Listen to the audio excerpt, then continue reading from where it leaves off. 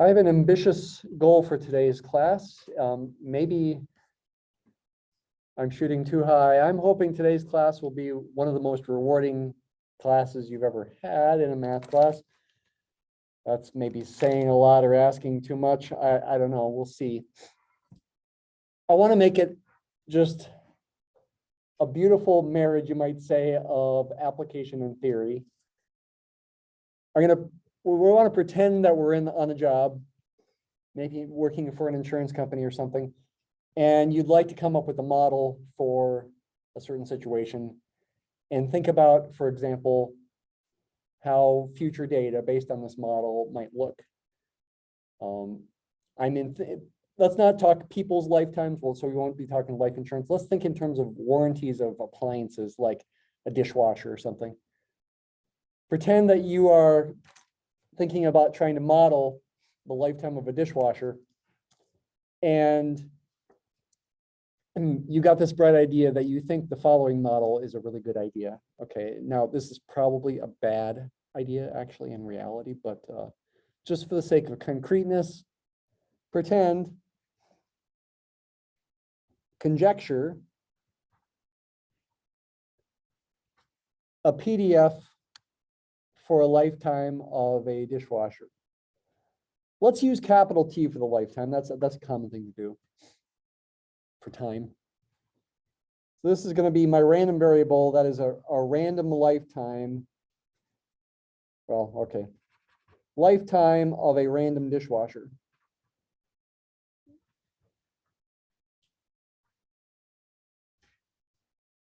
How long can it go before it is kaput? Say in years. Okay, and probably to keep it simple, you'd want to be assuming it's just one model of dishwasher, because different models have different lifetimes. And you got this idea that the PDF takes on a certain form. I'll call it F sub capital T of little t.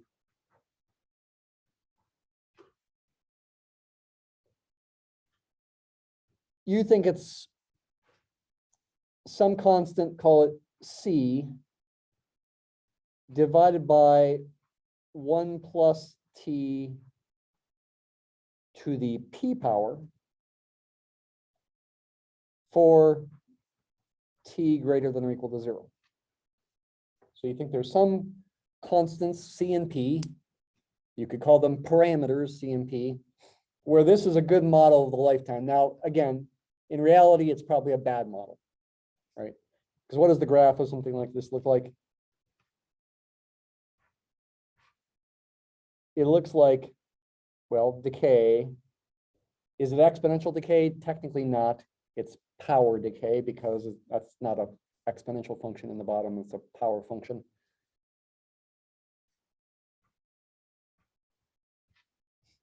It has a vertical asymptote at -1, but you don't need to worry about that because we're only thinking about it for non-negative values of t. So you're hoping this is a good model, and you're hoping you can base your business model off of it. Of course, you could be wrong. It could be a bad model. Most likely it's a bad model, but let's just see what happens with it. First order of business is figuring out, can C and P be anything? And I hope it's pretty intuitive. They can't be. They can't possibly be, right? Because this needs to integrate to 1. So since that needs to integrate to 1, C and P can't be anything. There must be a relationship between C and P if this is going to be a valid PDF.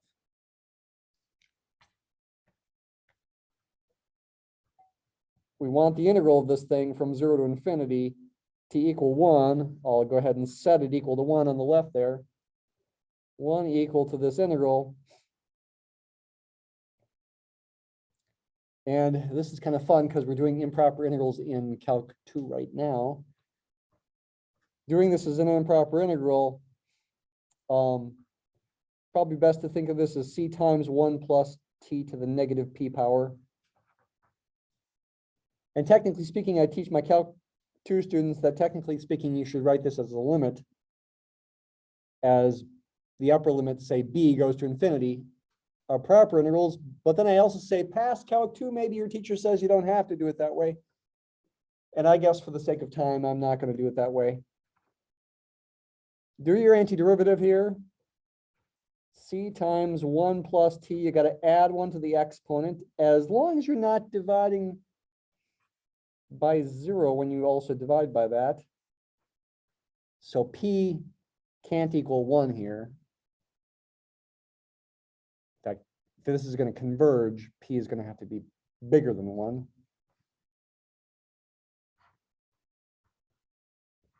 P bigger than 1. That'll mean negative p is less than negative 1, and that'll also mean 1 minus p is less than 0. I do have a negative exponent there is what I'm trying to say. Yeah, maybe for emphasis, we should write it in the bottom. This is the same as c over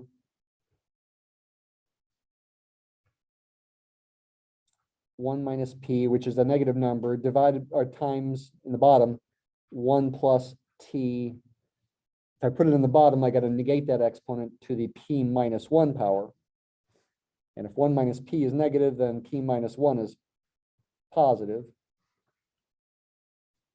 Going from 0 to infinity, when I plug in infinity, so to speak, this is really where the limit comes into play. If p minus 1 is positive, I got 1 plus t to a positive power there. If I'm letting t go to infinity, the fraction goes to 0. So in the end, what I really get is I get the opposite of what I get when I plug in 0 for t.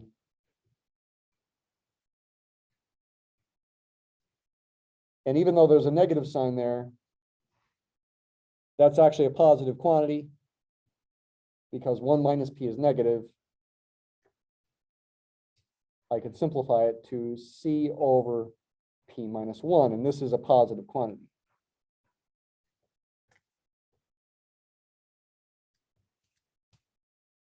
If p is bigger than 1, so that p minus 1 is bigger than 0.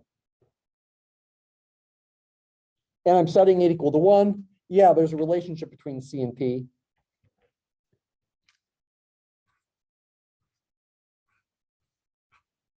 C must equal p minus 1 for this to be a valid PDF, where p is bigger than 1, and therefore c is bigger than 0. So my new model has been simplified. C and p can't be anything. The PDF can be written instead as p minus 1 over 1 plus t to the p power.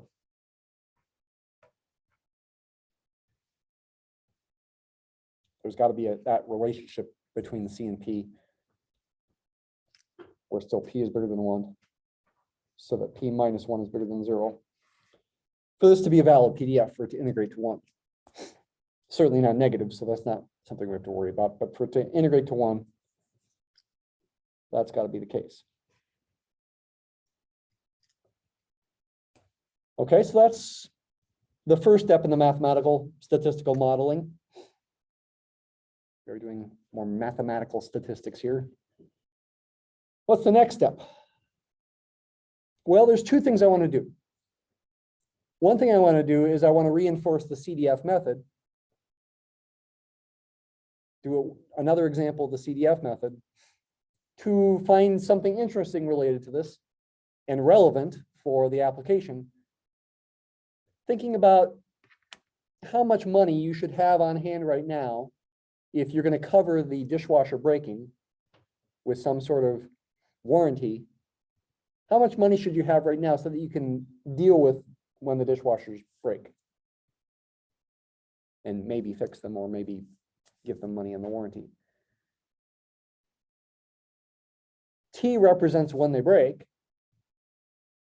but it's a random variable. We don't know what's going to happen for individual dishwashers. How much money should we have on hand right now and invest to save for being able to deal with those financial stresses on us when we have to pay for the repair or maybe a new dishwasher? to deal with that, you need to think about the concept of present value of a future payment based on a certain interest rate. That's our first goal here. Suppose the interest rate, the continuous annual interest rate for investments is a certain constant. Now, of course, investments vary in their rate of return. You've got your safe investments like savings accounts, which hardly give you any return. By the way, when I was your age, I had a savings account with an 8% interest rate. Can you believe that? I'm not lying. Of course, inflation was really bad back then in the early 80s. Actually, I was a little younger than you. But of course, inflation is getting bad again now, so maybe savings account interest rates will go back up. I don't know. If you get a certificate of deposit, it's a little bit better. Money market, maybe a little bit better. You can get better returns with stocks, of course, on average. However, on the downside, stocks go up and down. Or crypto goes up and down, right? It's not a steady investment. So when you say there's a continuous annual interest rate, you're kind of making this a very not necessarily good assumption that you've got some constant rate. It's often called delta. Let's pretend it's 2% per year. It's the continuous annual interest rate, also called the force of interest.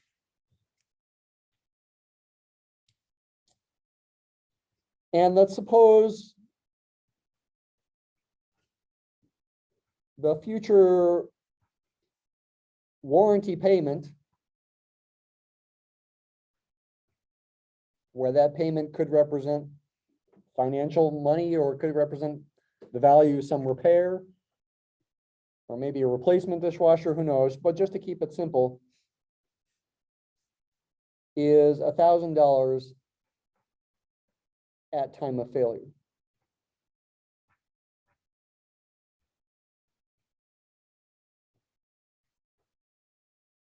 So essentially, it's like an insurance contract warranty. We'd be interested in, for an arbitrary dishwasher, what's the present value of that $1,000 when it fails? We know it's going to be $1,000 when it fails. What we don't know is when it will fail. Capital T is when it will fail, but it's a random variable. We don't know what it is for a given dishwasher. But we can model it with our PDF that we have. And we can therefore try to model the present value of that future payment. I don't know, call that present value X. Present value, PCV stands for present value of future payment. What you need to do is you need to take the $1,000 and multiply it not by a growth factor, but by a decay factor. Instead of multiplying by e to the positive 0.02 times t, you will multiply by e to the negative 0.02 times t. Is the way to model that. So that interest rate is going right there, and the $1,000 is going right there.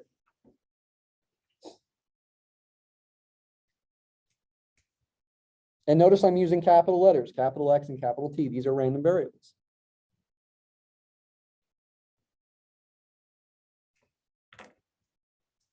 What would you be interested in? You'd probably be interested in what the mean of X would be, the average present value of your future payouts, so that based on how many customers you have, you can save up enough money right now. Make sure you have enough cash on hand, or at least know what to charge the customers more, maybe they need to buy the warranty. Of course, you also want to make a profit. You don't want to lose money on the warranty, so it's like you got to cushion yourself as well. All sorts of practical things to think about there. But for the moment, we're just trying to model this with probability. We'd be interested in, for example, the mean of this thing. That'd be a very relevant quantity of interest. Expected value.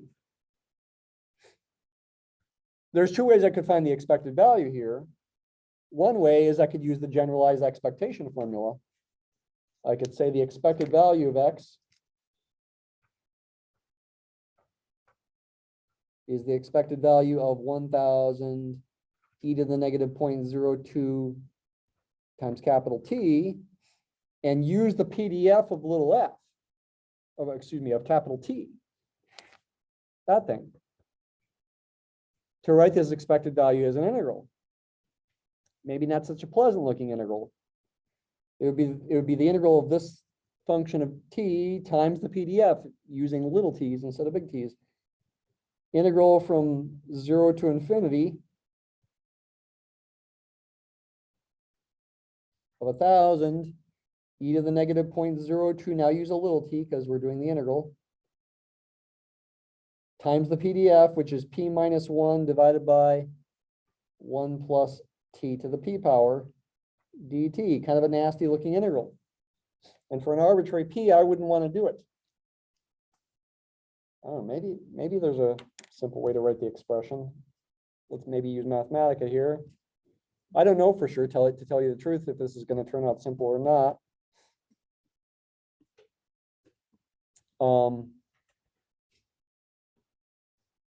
I'm exploring. Okay, that's what you sometimes would have to do on the job if you were an applied mathematician or statistician and you're dealing with something like this, is you might have to just explore. I don't know what's going to happen. Let's just see. Can Mathematica even do it? Well, it will need to make assumptions about P. For one thing, that P is, we were assuming P is bigger than 1. Yeah, that's one assumption you would have to make. Does Mathematica know P is bigger than 1? No, not unless I tell it. But let's just see what happens when I do this. I have no idea, to tell you the truth, what's going to happen. Maybe it'll come up with an answer, maybe it won't. I don't know. Nah, okay. Came up with an answer, but not the answer I wanted to see. Of course, if we pick a specific value of P, like P equals 2, then it should come up with a nicer answer. That's nice. But do we know that P equals 2? Not necessarily. In fact, that's part of the point of what we're doing today, is to see if we can figure out how to figure out P. Is there a way to figure out what P is? That's another main point of what I'm trying to get across today. How do you figure out P?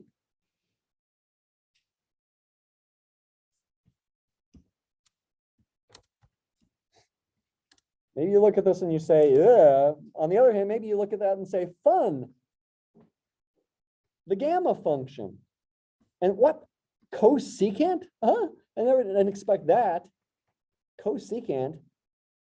How is trigonometry related to this? I had no idea that would happen. Seems pretty mysterious.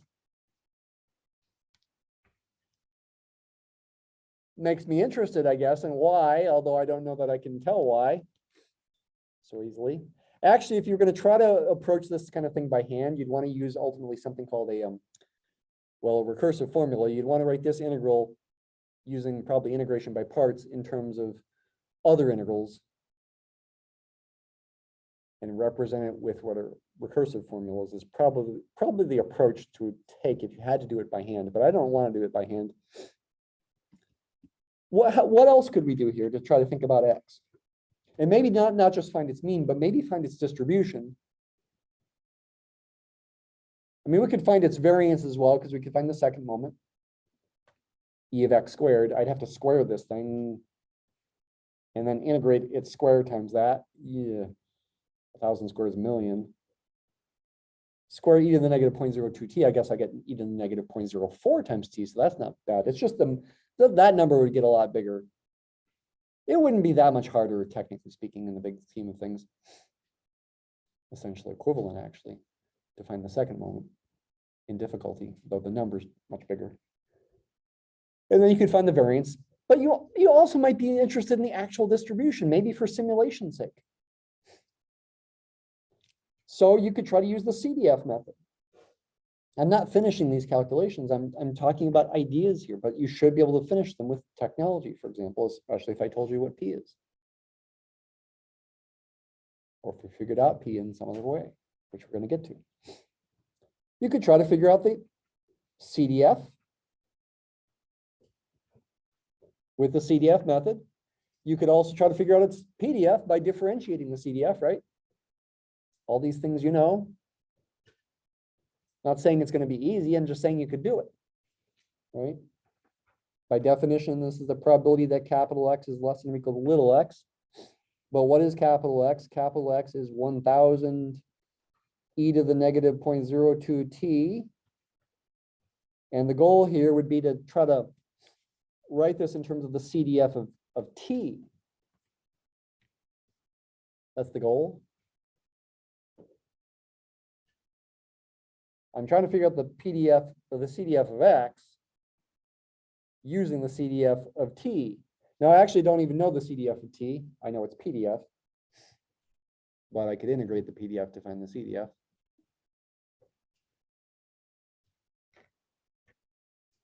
Or maybe I just want to write the CDF in abstract form and differentiate it to find the PDF. So I need to relate this to t, so I need to solve this inequality for t inside the probability symbol. Divide both sides by 1000.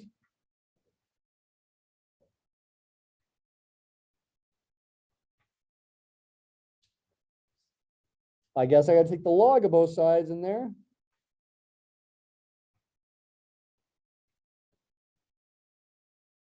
This is the same as the probability that negative 0.02 t is less than or equal to the natural log of x over 1000, which by a property of logarithms would be the same as log of x minus log of 1000. I think I'll just leave it like that, though. A little tricky next. To solve for t here, I need to multiply both sides by negative 50, right? Because 1 over 50 is 0.02. But if I multiply an inequality by negative, the direction of the inequality changes. So this becomes the probability that t is greater than or equal to, not less than or equal to, negative 50 times the natural log of x over 1000.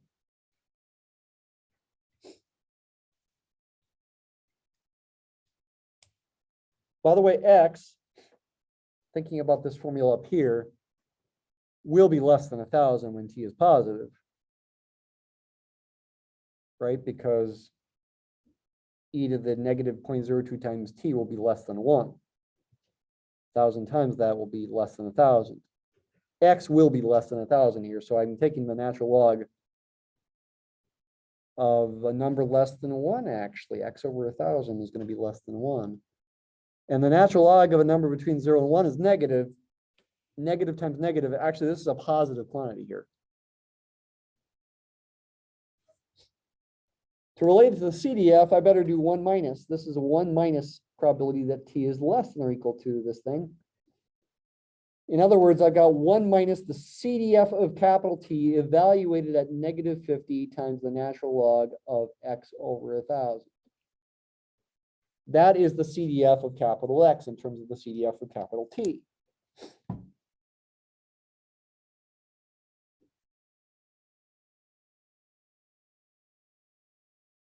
Again, I haven't found the formula for that CDF yet, but that's what it would be, how they're related. Instead of finding the formula for the CDF, let's find the formula for the PDF by differentiation.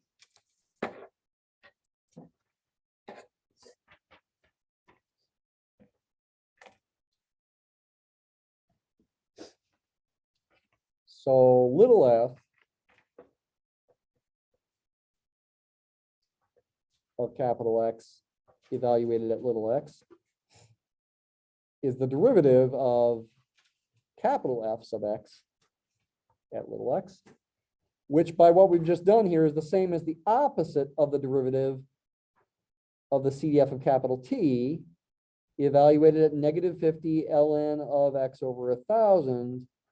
Don't forget the chain rule, though, times the derivative of that inside function. Derivative of this is going to be negative 50 over x over 1000. Then use the chain rule again and get 1 over 1000 in front of that.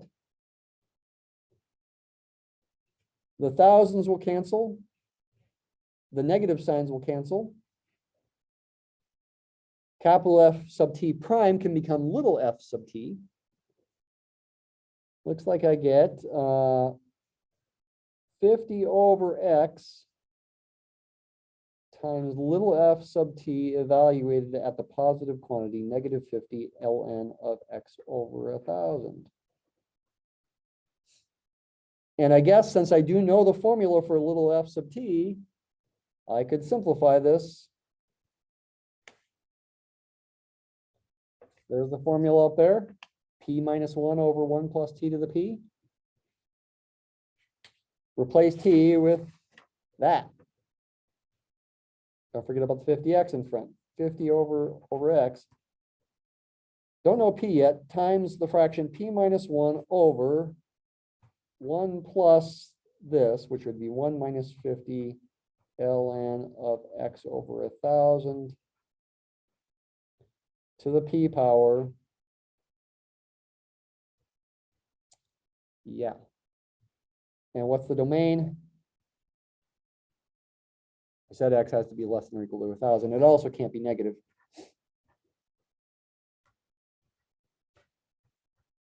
That must be the domain. Did I make a mistake? I don't know. It seemed like everything was right.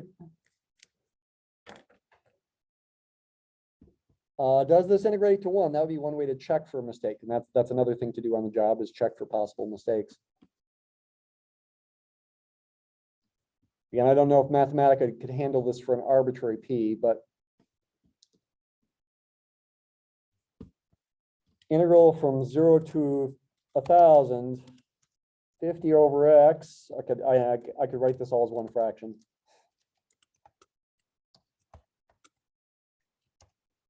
It's, you remember natural log in Mathematica is log.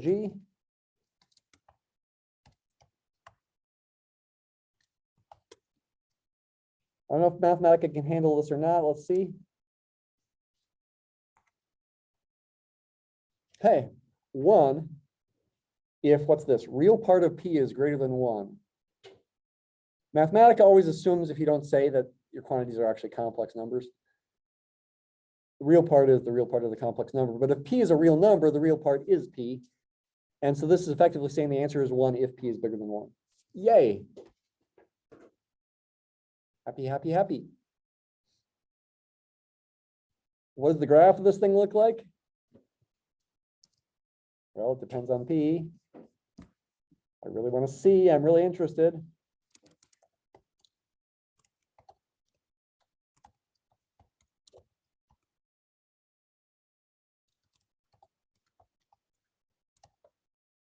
How high should I go? Well, it's actually got a vertical asymptote near 0, it looks like.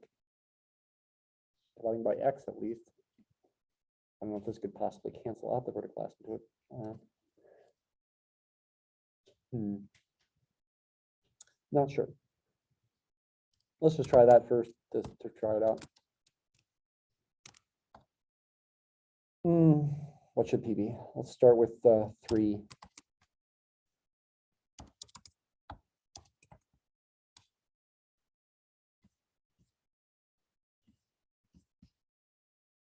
Okay, no vertical asymptote. Well, maybe there's a little blip up there. Better go lower to the plot range. Certainly a vertical asymptote seems near 1,000, and maybe a little blip of a vertical asymptote near 0. Does that make sense? I don't know. As p changes, the graph still looks pretty similar. Okay, when p is small, that you maybe more definitely get a vertical asymptote near 0. If that makes real life sense, though. Certainly you would expect, since the PDF of t is decreasing like this, long right tail, I mean, you could possibly have some high outliers, but because the density is highest for low values of t, you would expect most of the t values to be small. 0, 1, 2, 3, etc. in there. Not that that's realistic, but, and therefore you'd expect most of these present values to be close to 1,000, just barely less than 1,000, 900 something. And that's what we were saying here. And in fact, when P was, most of them are near 1,000, 900 something. And remember, when P was 2, we got an expected value of T to be 900 something. Yeah. Expected value of X, which was the present value of the future payment, meaning for each customer, you better have at least that much of cash on hand when you sell the dishwasher, and then invest that money at least 2% to be able to pay the warranty benefits. And this is an average, so that's assuming you got a lot of customers, a lot of dishwashers sold.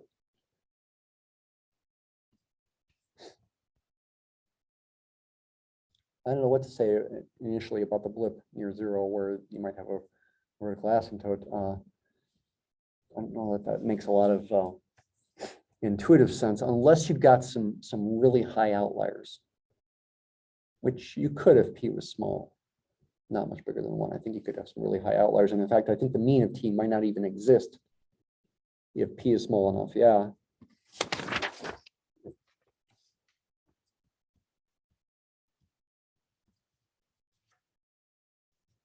If P is bigger than 1, but not that much bigger than 1, like less than 2, if I multiply this by T to find the mean of capital T, the integral, I bet, would not converge. The improper integral, I bet the mean doesn't exist if P is between 1 and 2. So when in a situation where the mean of a random variable doesn't exist, because the improper integral diverges, what that means in practice is when you're looking at data, over the long run, the mean just keeps getting higher and higher for the data. Of course, the mean of any finite set of data has to be a finite number. But generally speaking, the mean would get higher and higher over time. You get some really, really big outliers that happen once in a while. Of course, in practice, nobody lives past 100 and something anyway, so it's not like your dishwasher would last that long. So it's not saying it's a good model. Okay, so all that's fine and dandy, and we can do various things. You can find the second moment and the variance and so forth. If I assign problems like this, probably use Mathematica. Instead of doing stuff by hand. What else could we do? Let's relate it now to chapter 7.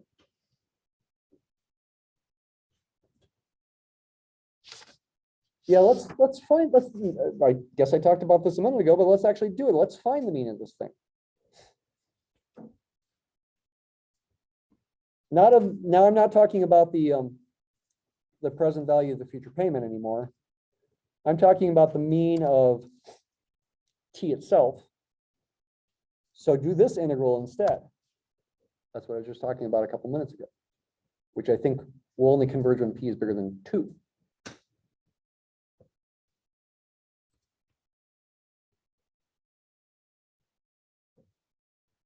Yep.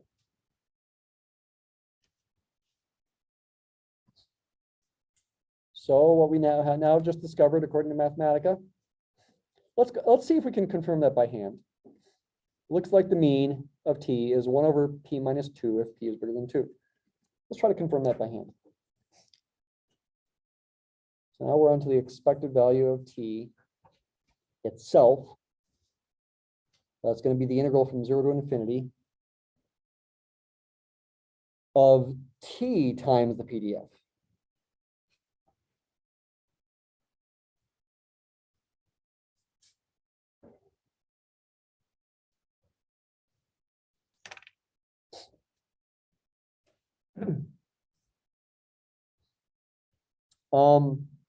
I would do this by a substitution. Tell me, do this integral. You actually don't have to use partial fractions here. 1 plus T to the P. Yeah, it really wouldn't make sense to use partial fractions. You'd want to do a substitution. Our textbook uses W for the substitution variable for calculus, but many other textbooks use U. Either way is okay. I'd let W be 1 plus T, and then dW would be dt. And this would also imply that t is w minus 1. This all just makes the integral easier to do. I do need to change the limits of integration when I do a substitution. The lower limit becomes a 1 instead of a 0. Because when t is 0, w is 1. The upper limit being an infinity, well, remember, it's really a limit of proper integrals, and so I'd really need to think about a limit if I'm being technical about it. But if I want to be playing fast and loose here, hand wavy, I could look at this equation and say when t is infinity, so is w. Yeah? Infinity plus 1 is still infinity. Okay, that stays infinity.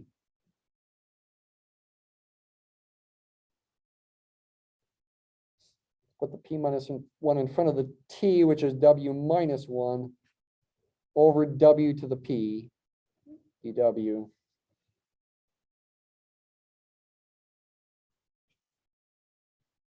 Oh, and let's separate this into two integrals.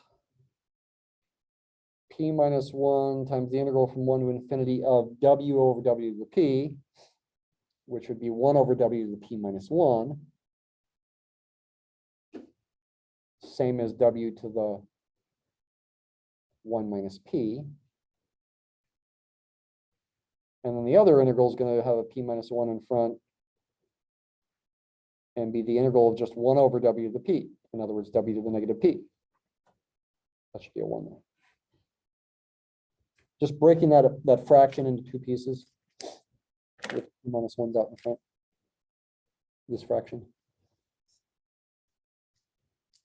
The first one, again, is w over w to the p, which simplifies to 1 over w to the p minus 1. 1 over w to the p minus 1 is the same as w to the 1 minus p. And then 1 over w to the p is the same as w to the negative p.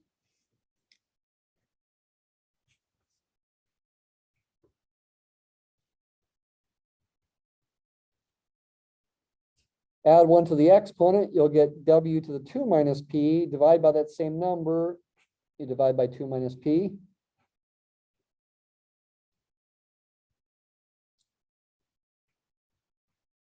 Similar kind of thing with this next one.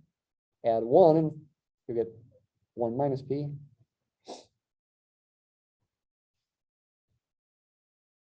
This might be easier to think about if you put the power of w in the denominator. So we could write this as p minus 1 over 2 minus p times 1 over w to the p minus 2 plus, actually these things here effectively cancel with a minus sign. Negative 1 times 1 over w to the p minus 1.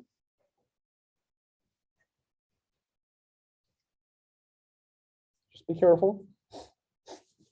I'm trying my best to be careful here.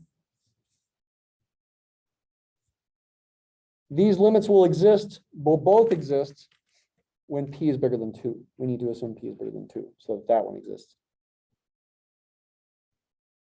And then this one will also exist because p being bigger than 2 means it's also bigger than 1.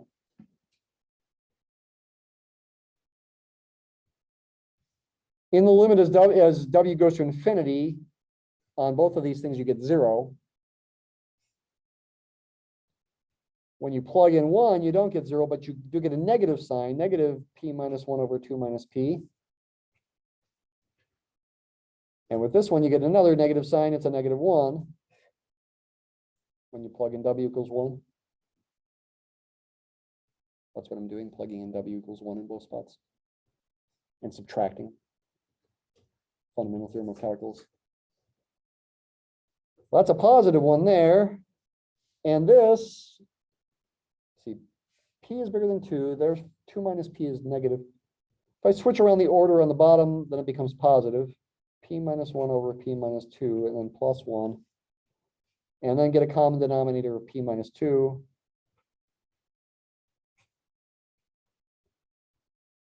Oh, did I get the right answer or the wrong answer? 2p minus 3 over p minus 2, that looks wrong. Ah, I made a mistake somewhere.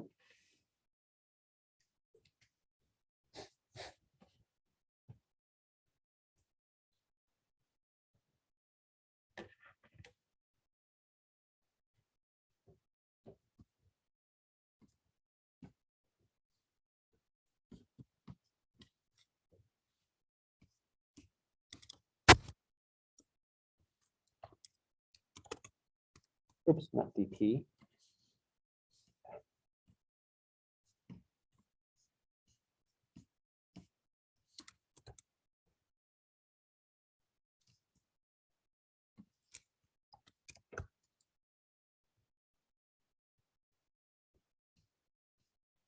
So that's the p minus 1 over p minus 2. That looks right. And then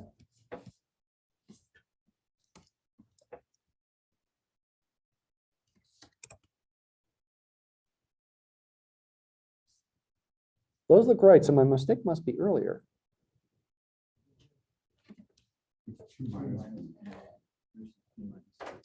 Where? On the left one, you have 2 minus 2. Well, I got the p minus 2 at the end. Oh, okay.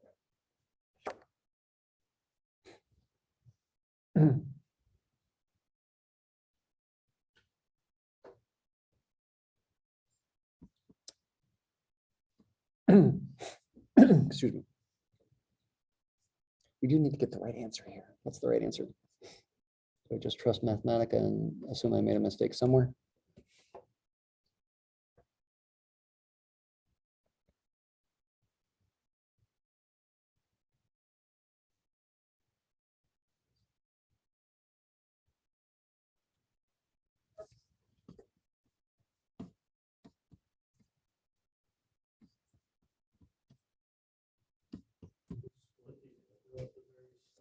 Mm-hmm. Why didn't that become W to the 1 minus P? What might become that? I was thinking about this fraction splitting into 2 pieces. Oh, I think I see my mistake. I need a minus sign.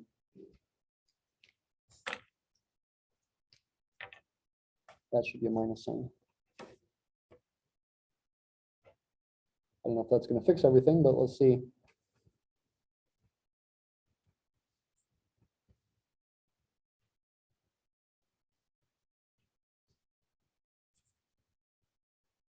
Yeah. Is that the answer? Yep, it is. Okay, that fixed it. My mistake was this should have been a minus sign.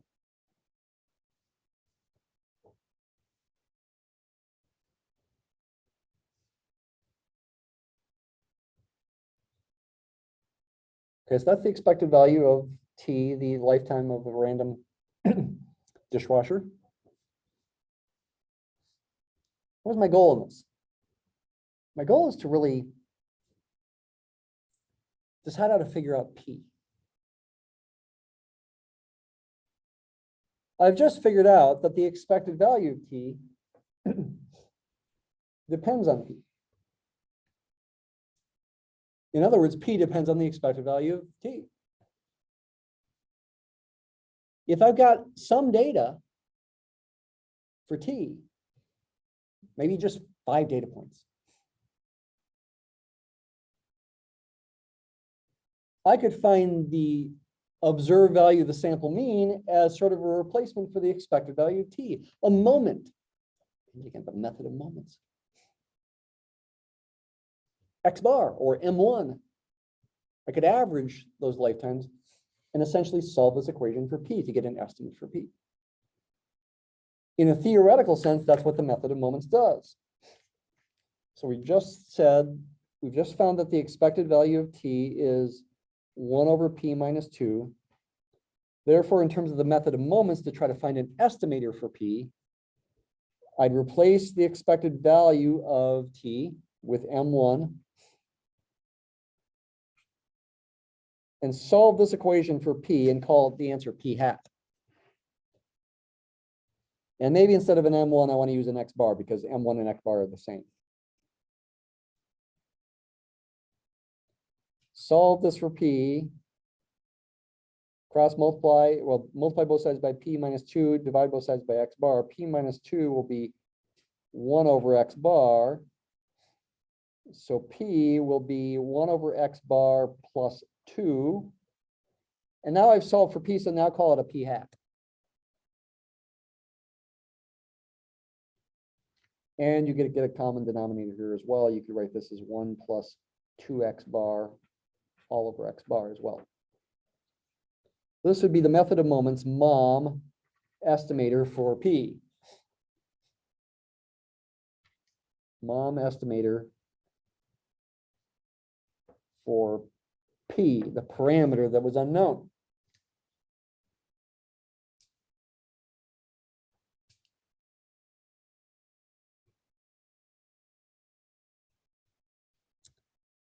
Is it an unbiased estimator?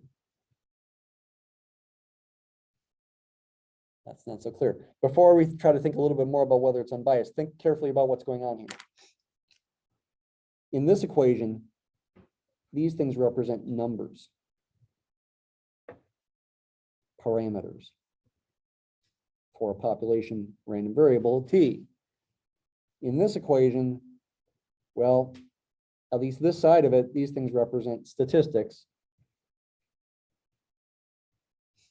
And then when we write p hat, we're thinking of that as a statistic. I really could have written a p hat right there to begin with as well, and I could have thought of the right-hand side of it as a statistic. Parameters are numbers, fixed but unknown, typically unknown numbers. For populations, statistics are random variables, depending on the random sample. This thing we call an estimator, it's a statistic to try to estimate the parameter. Is it unbiased? I don't think we can completely answer that question. I think it's going to be too complicated. We can look at it and say, is p hat unbiased?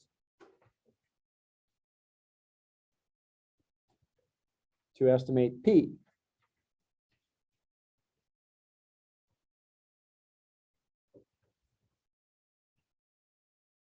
In other words, does the expected value of p hat equal p? Well, the expected value of p hat is same as the expected value of, I'll write it in the first form, 1 over x bar plus 2. By linearity of expectation, that would be the expected value of 1 over x bar plus the expected value of 2. The expected value of a constant is itself.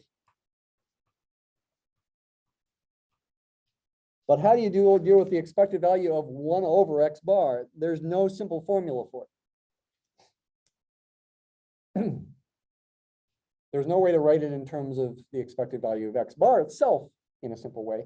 We do know the expected value of x bar itself is the same as the mean of the population. We do know that's true. That's known, because x bar is unbiased. E of t represents the mu for the population.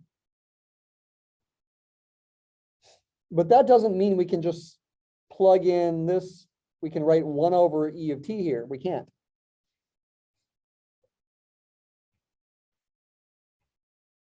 If you were going to try to finish seeing if p hat is unbiased, you'd have to figure out this expected value, which means you'd have to do an integral. And you'd also have to know the distribution of x bar, which by the central limit theorem is approximately normal when n is large, but that doesn't sound so pleasant to deal with. And it's only approximately, for that matter. This seems like it'd be really hard and probably complicated enough that probably it wouldn't work out simple, and probably it's not unbiased. Would be my guess, though I've never worked it out myself. Seems like a really hard problem to me.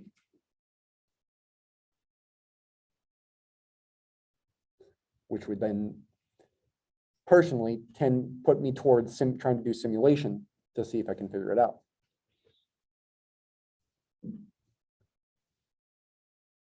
That's the method of moments way to find an estimator for P, but is it the only method? No, you can also use maximum likelihood estimators.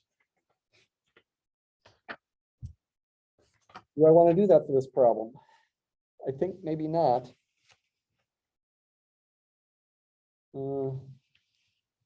Remember, for maximum likelihood, which you learned about in problem stats and read about as well, you're finding the likelihood function, you're multiplying these PDF values. I'm thinking of it as a function of P instead of T. And you're trying to maximize the likelihood function, typically by taking its natural logarithm to get rid of the product and write it as a summation. You read about this? And you use properties of logarithms to simplify. Would this simplify? It would simplify some. Maybe I should try it. So maximum likelihood estimator here, M.L.E. What's the likelihood function in this case? So I will assign maximum likelihood problems due next Tuesday from the book at least, and maybe I would write a separate one. These things are functions of the parameter. In this case, the parameter is P. And it's the product of the PDFs values for evaluated at different data values. Imagine you've got data on T here, say little t1, little t2, little tn. Random sample data, I should probably say. Observed values of T. You multiply the PDF values. So in this case, that becomes P minus 1 over 1 plus T sub I to the P power.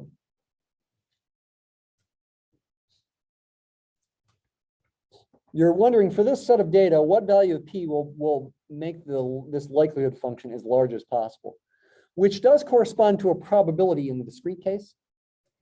You're making a true probability as large as possible. In the continuous case, it's not technically a probability anymore, but people still multiply the PDFs and it still makes some intuitive sense. You're still trying to maximize the product of densities, probability densities instead of actual probabilities. And yeah, consider the log likelihood function LLP, which is the natural log of L of P.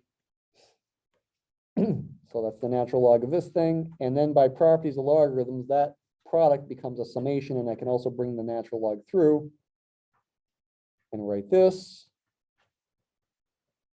And then you can simplify further by more properties of logarithms.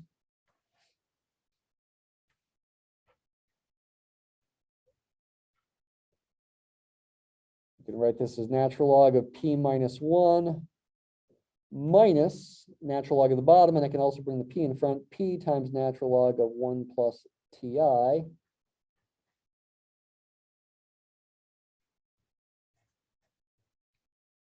This can also be separated into two summations. And for the second one, the P can be pulled out in front. And in fact, for the first summation, it can be simplified to not even have a summation because you're adding up a bunch of constants with respect to I here. Natural log of P minus 1 has no I's in it. So this really becomes N times natural log of P minus 1 minus P times the summation. That's the log likelihood function in the simplest form, and we need to differentiate it to maximize it.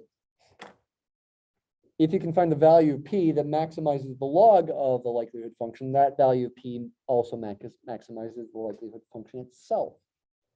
And the log likelihood function is easier to differentiate with respect to P. It's pretty simple in this case, actually.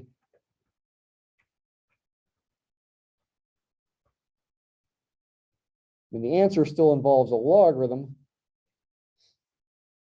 but with respect to P, it's pretty simple. I want to, as in calculus, set this equal to 0 to solve for the critical point. So rearrange.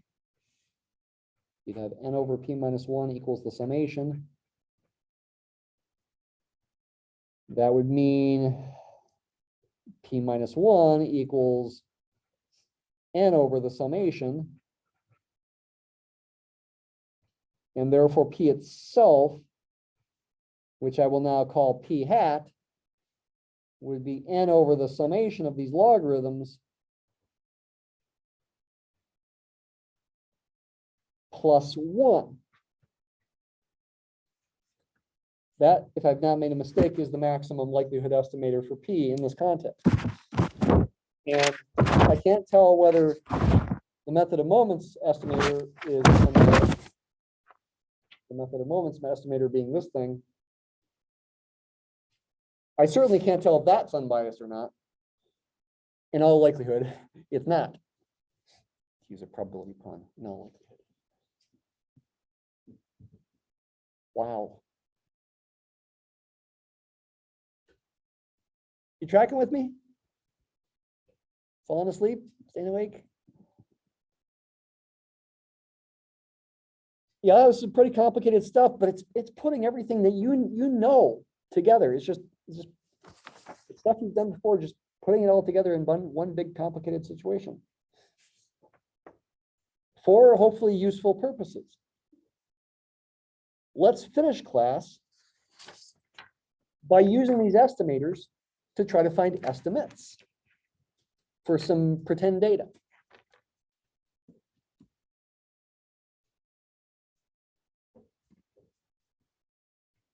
So, you're in the process, you're working for this company that makes the dishwashers, thinking about their warranty, and you're like, okay, does my model really work here?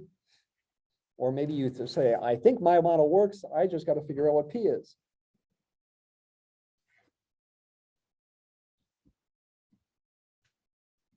So you need some data.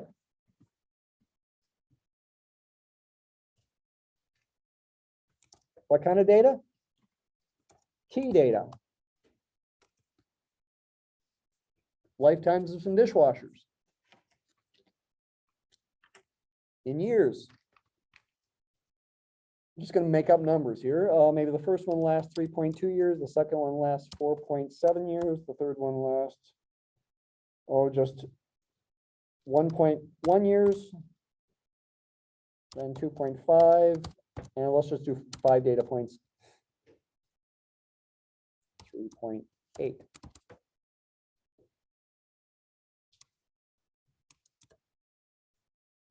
You've got 5 data points, random sample of dishwashers, random sample size 5, and you found out how long they lasted.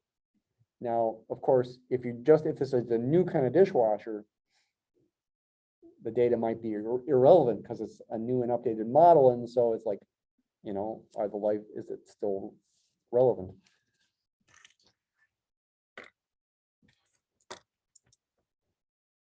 Maybe we have data on a past model, and I don't know. That's something for the people in the company to worry about. If I use the maximum method of moments estimator, I need to figure out X bar. X bar is the mean of T data. 3.06, then I need to use that. And if I use this form of the formula, I take 1 over the mean and add 2 to it. P hat M.O.M for method of moments would be 1 over X bar plus 2, 2.3268. That's the P to use based on these data. And if you want to use the method of moments estimator.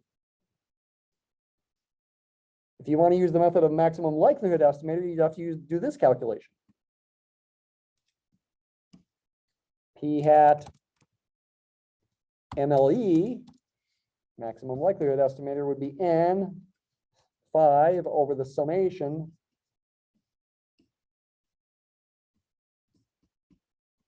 I goes from 1 to N, 1 to 5 of the logarithms of 1 plus TI.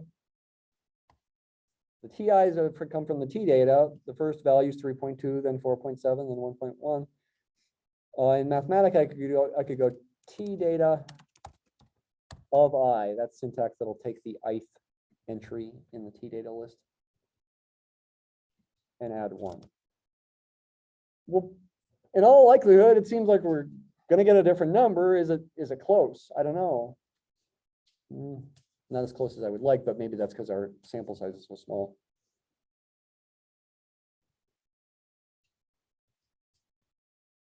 So then it's a matter of, at this point, using your favorite method. Do you prefer method of moments or do you prefer maximum likelihood? And that's kind of a matter of a personal taste. I mean, sometimes it's based on whether one's unbiased and one's not, or maybe one's consistent and one's not.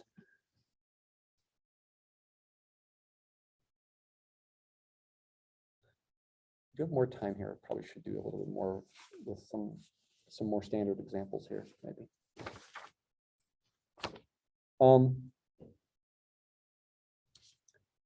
The reading has other examples with method of moments and maximum likelihood estimators. Should make sure you continue to study. Let's consider a new kind of example that's not in the reading, and this will end class.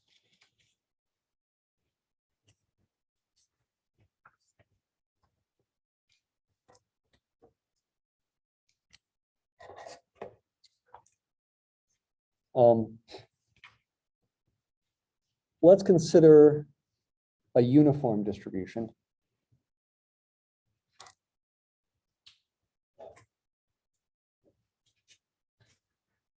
Uniform distribution where we don't know what the right endpoint should be for where the PDF is positive. What's the interval where the PDF is positive?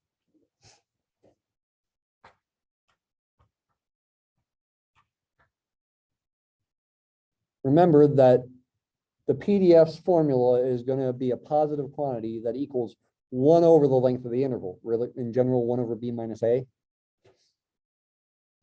If I want my interval to start at 0, I could call the left endpoint b, but weirdly enough, it's traditional to call it theta. But theta is no angle. We're so used to theta being an angle. Which would make the formula here 1 over theta when you're between 0 and theta, and it's 0 otherwise. And again, whether I use strict inequalities or unstrict inequalities there, non-strict, doesn't really matter. Continuous random variable.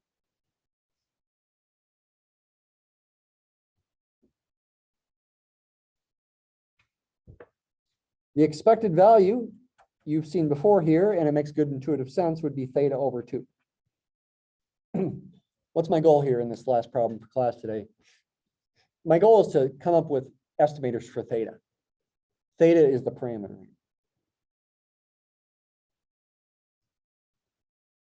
If I use the method of moments approach, I need to use the fact that this equation is true, right? And again, that makes good sense. Uniform distribution.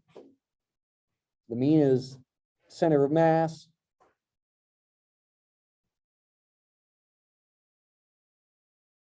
The interval here has length theta. It goes from 0 to theta halfway. The midpoint there is going to be theta over 2. That is going to be the mean. You can verify it with an integral.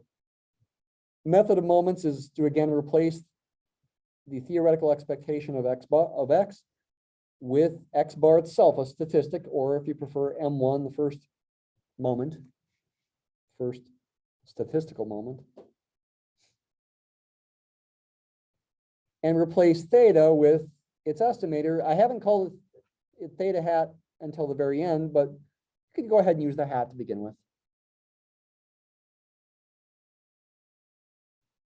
And then just solve for that estimator. Multiply by 2 in this case. Theta hat's going to be 2x bar. This makes good logical sense. If you think a uniform distribution is a good model and you've got some data, x bar should be near the middle of the data. If you multiply it by 2, it should give you the right endpoint of where the PDF is positive.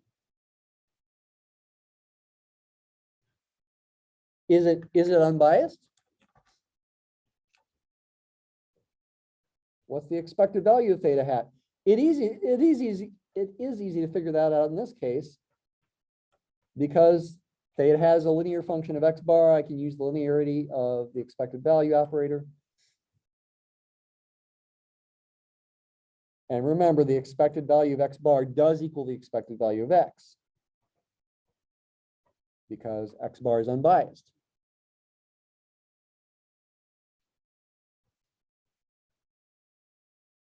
But what is the expected value of x? It's theta over 2. So this becomes 2 times theta over 2. It becomes a theta. It almost seems too dumb to be true, but this is a valid argument. Seems like you're going in circles here.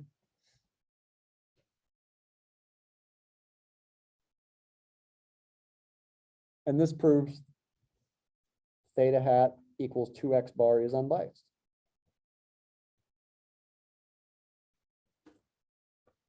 Does the maximum likelihood approach produce the same estimator?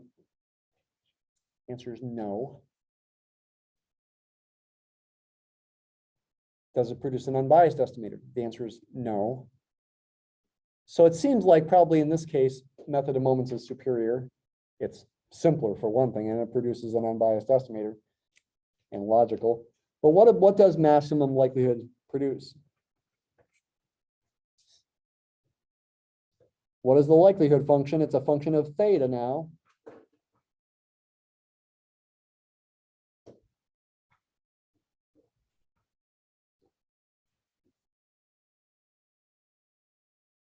But wait a minute. F of xi, which is a bunch of 1 over thetas. You're multiplying a bunch of things that are all 1 over thetas. In other words, this is 1 over theta to the n power. I could take the logarithm, but I don't really need to. I'm trying to choose the value of theta that maximizes this.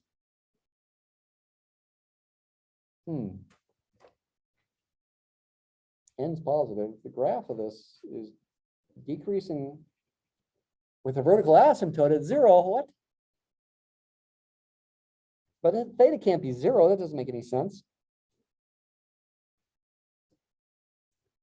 Well, it's not global optimization here. You can't optimize this function globally over the entire interval from 0 to infinity.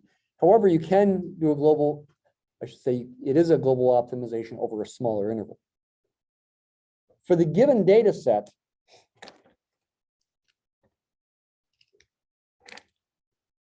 data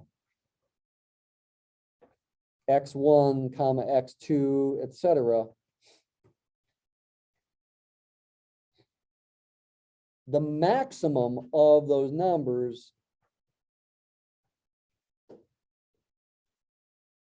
has to be less than or equal to theta.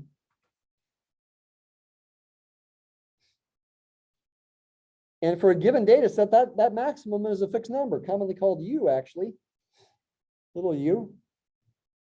Theta must be greater than or equal to little u, whatever little u is. So we're really optimizing for theta greater than or equal to little u, whatever that happens to be, for the given data. In other words, it does have a maximum at that value of u. In other words, the maximum likelihood estimator for theta is the maximum. M.L.E. estimator, theta hat in this case is the maximum. Now I'll go ahead and use capital X's because we're thinking theoretically here of those X's. You got a bunch, and if you had a bunch of actual data, method of moments said take their average and double it to get the estimated right endpoint. Maximum likelihood says take all the data, take the maximum value. That's your estimate for the right endpoint. So I'm writing in a theoretical way here, so I'm using capital letters. Let's write it as an estimate. And that turns out to not be unbiased, it's biased. So you might say it's not as good, but it still makes some logical sense.